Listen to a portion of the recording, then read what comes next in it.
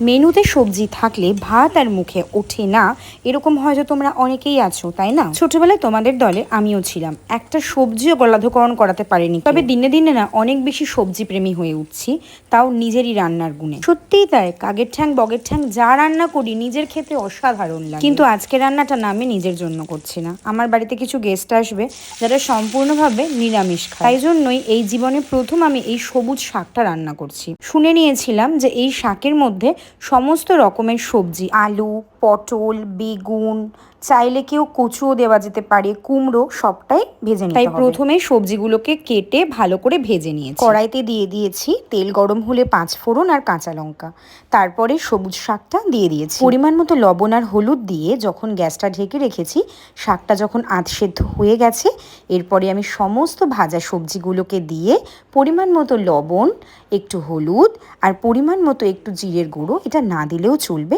দিয়ে মশলাটাকে কষাতে শুরু করতে হবে। সবজির তরকারি রান্না করতে পারাটাই আমার মনে হয় আসল ধৈর্যের কাজ, কারণ বারবার করে চাপা দিতে হবে এবং সুন্দর করে কষাতে হবে। এতটাই সময় সাপেক্ষ এবং ধৈর্যের কাজ। দেখো কেমন ছিল, আর কষাতে কষাতে সেদ্ধ হতে হতে এরকম হয়ে যাচ্ছে। সময় লাগলেও রান্নার টেস্টটা কিন্তু অসাধারণ হয়। এই রান্নাটিতে একটু আলাদা করে জলের ব্যবহার করব না, সবজির ভেতরে যেই জলটি থাকে সেই জলেই সম্পূর্ণ সবজি সেদ্ধ হবে এবং তার জন্যই পুরো তরকারিটা এতটা টেস্টফুল হয়। রেসিপিটি ট্রাই করলে অবশ্যই জানিও কেমন লাগলো।